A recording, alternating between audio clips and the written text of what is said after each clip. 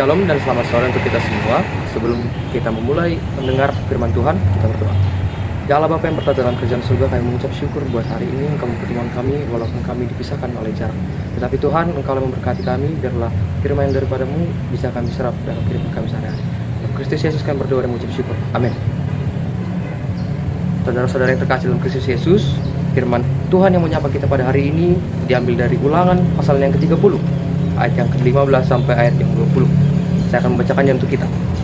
Ingatlah, aku menghadapkan kepadamu pada hari ini kehidupan dan keberuntungan, kematian dan kecelakaan.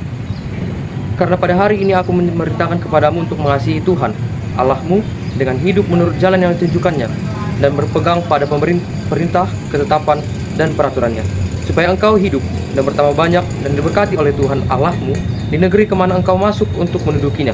Tetapi jika hatimu berpaling dan engkau tidak mau mendengar, bahkan engkau mau disesatkan untuk sujud menyembah kepada Allah lain dan beribadah kepadanya, maka aku memberitahukan kepadamu pada hari ini bahwa pastilah kamu akan binasa.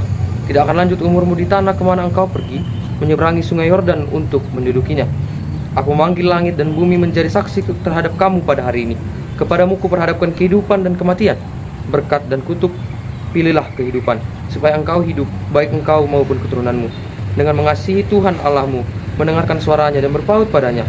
Sebab hal itu berarti hidup dan lanjut umurmu untuk tinggal di tanah yang dijanjikan Tuhan dengan sumpah kepada nenek moyangmu, yakni kepada Abraham, Ishak, dan Yakub, untuk memberikannya kepada mereka.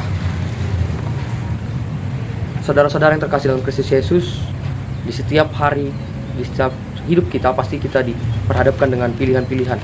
Banyak pilihan dalam hidup kita, pilihan-pilihan yang begitu sulit maupun pilihan-pilihan yang begitu mudah. Pilihan yang sulit mungkin konsekuensi dan resikonya sangat besar, dan pilihan yang sangat mudah, resiko dan konsekuensinya sangat rendah. Tetapi di dalam setiap kehidupan kita, bahkan setiap langkah hidup kita, kita pasti memilih hal-hal yang susah. Mungkin untuk apa kita hidup di dunia ini, untuk apa kita berikutnya, menjadi apa kita berikutnya. Mungkin pilihan-pilihan yang mudah yang mungkin kita jumpai, kita mau makan apa hari ini. Tetapi setiap pilihan yang kita pilih itu tidak akan menjadi netral. Pasti ada setiap konsekuensi dan risiko yang kita akan hadapi. Ini juga yang dihadapi oleh bangsa Israel pada ayat ini. Mereka sudah pergi berjalan dari tanah Mesir. Mereka diselamatkan oleh Allah dan mereka berjalan 40 tahun. Sehingga pada ayat ini mereka sampai di dataran Moab. Dari sana Allah kemudian menguji mereka dan memperingatkan mereka. Di ayat 15 kita bisa lihat bahwa ingatlah, aku menghadapkan kepadamu pada hari ini kehidupan dan keberuntungan, kematian dan kecelakaan. Di sini Allah sedang memberi mereka pilihan, dan pilihan ini bukan sekedar kehidupan duniawi, tetapi adalah pilihan iman. Pilihan yang akan menentukan apakah mereka bisa hidup dengan Tuhan atau mereka hidup dengan kemauan mereka sendiri. Musa mewakili suara Tuhan mengatakan bahwa Tuhan menempatkan dua jalan di hadapan umatnya, yaitu hidup dan keberuntungan, dan di pihak lain ada kematian dan kecelakaan. Tetapi ini bukan tentang untung-untungan, teman-teman. Hidup yang dimaksud di sini adalah hidup yang diberkati oleh Tuhan. Di ayat 16 kita bisa membaca bahwa karena pada hari ini aku akan memerintahkan kepadamu untuk mengasihi Tuhan Allahmu dengan hidup menurut jalan yang ditunjukkannya dan berpegang pada perintah, ketetapan dan peraturannya, supaya engkau hidup dan bertambah banyak dan diberkati Tuhan Allahmu di negeri kemana engkau masuk untuk mendudukinya. Jadi jalan itu dimulai ketika kita mulai mengasihi Tuhan. Kasih kepada Tuhan itu bukan sekedar kita berkata-kata, bukan sekedar aku mengasihi Tuhan, tetapi kita harus membuktikannya lewat perbuatan kita, buat tindakan kita sehari-hari, bahwa kita benar-benar mengasihi Tuhan. Tetapi yang menarik adalah sebenarnya sejak awal Tuhan tidak menuntut perbuatan atau tindakan kita itu supaya dia memberikan kasihnya kepada kita. Tetapi sedari awal Tuhan sudah mengasihi kita.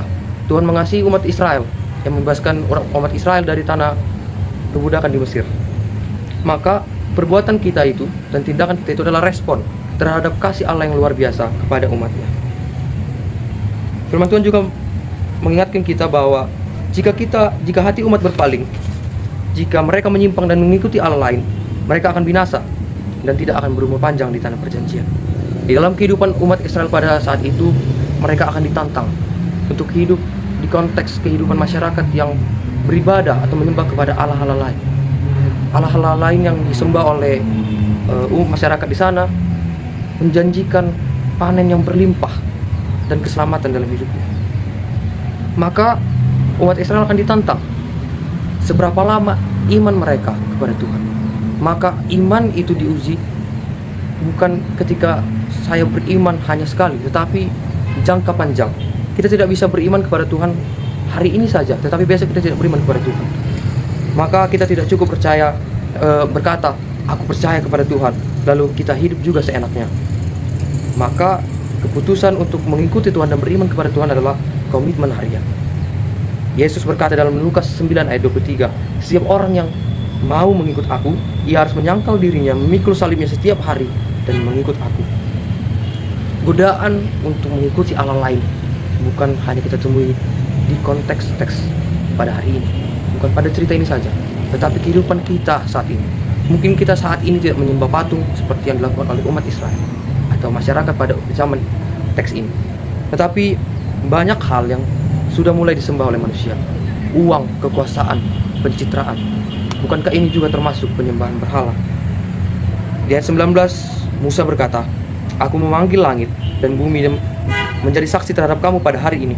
Kepadamu kuperhadapkan kehidupan dan kematian, berkat dan kutuk. Pilihlah kehidupan, supaya engkau hidup, baik engkau maupun keturunanmu. Musa di dalam ayat ini menyebutkan hidup, tetapi hidup yang dimaksud adalah bukan sekedar dalam aspek biologis. Hidup yang dimaksud adalah hidup yang diberkati oleh Tuhan, hidup yang bermakna buat sesama, hidup yang berjalan bersama hubungan kita dengan Allah.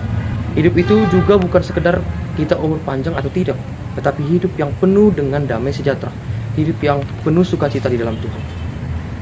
Dan yang terakhir di ayat 20 yang menjadi kunci adalah dengan mengasihi Tuhan Allahmu, mendengarkan suaranya dan berpaut padanya, sebab hal itu berarti hidupmu dan lanjut umurmu untuk tinggal di tanah yang dijanjikan Tuhan dengan sumpah kepada nenek moyangmu, yakni Abraham, Ishak dan Yakub, untuk memberikannya kepada mereka. Jadi hidup itu bukan tentang kita memiliki apa pada hari ini dan di masa depan, bukan hal apa yang kita capai, tetapi bagaimana relasi, kedekatan kita, hubungan kita yang baik dengan Tuhan. Lalu sampailah kita pada refleksi. Saudara-saudara, apa sebenarnya pilihan yang sedang kita hadapi di hari-hari ini dan di saat-saat ini? Dalam keputusan di hidup kita, keputusan penting, apakah kita masih bertanya kepada Tuhan? Apakah kita masih bergumul di hadapan Tuhan? Dan pertanyaan terakhir, apakah kita hidup karena kita dekat dengan Tuhan, atau kita sebenarnya hidup hanya mengalir saja mengikuti arus duniawi? Ini perlu kita jawab di hati kita masing-masing, saudara-saudara. Tetapi ada yang perlu kita ingat, bahwa Tuhan sudah menunjukkan kasih-Nya lewat karya penyelamatan oleh Yesus Kristus. Tuhan telah melihat bahwa manusia sudah jauh, tetapi Tuhan tidak meninggalkan umat-Nya. Dia tetap mengasihi kita, walaupun tindakan kita sangat jauh dari Tuhan. Sekarang tinggal kita merespon kasih yang begitu luar biasa dari Yesus Kristus. Apakah kita masih mau memilih hidup? Dan apakah kita masih mau hidup menurut jalan Tuhan? Saudara-saudara yang kasih dalam Kristus Yesus, firman ini mengingatkan kita bahwa kita diperhadapkan dengan pilihan yang begitu krusial dalam hidup kita. Hidup atau mati, berkat atau kutuk, beriman atau kita menyimpang. Tuhan tidak memaksa kita memilih. Tuhan memberikan pilihan kepada kita supaya kita melihat konsekuensi dan risiko. Tetapi Tuhan mengundang kita bahwa kita harus memilih hidup. Pilihlah kehidupan. Pilihan ini bukan hanya sekedar saran moral, tetapi inilah pilihan iman, panggilan iman kita. Panggilan iman kita untuk setiap hari, setiap saat kita memilih Allah dalam kehidupan kita. Kita memilih taat dan memilih berjalan bersama Yesus, memikul salib Yesus. Maka mari kita hari-hari ini, saudara-saudara yang kasih dalam Kristus Yesus, memilih untuk berjalan bersama Yesus, taat, setia, dan memikul salib bersama Yesus. Bukan hanya hari ini, bukan hanya besok, tetapi lusa dan sampai selama-lamanya. Biarlah kita mengikut Dia dalam setiap langkah di hidup kita dan dalam setiap musim di hidup kita. Amin.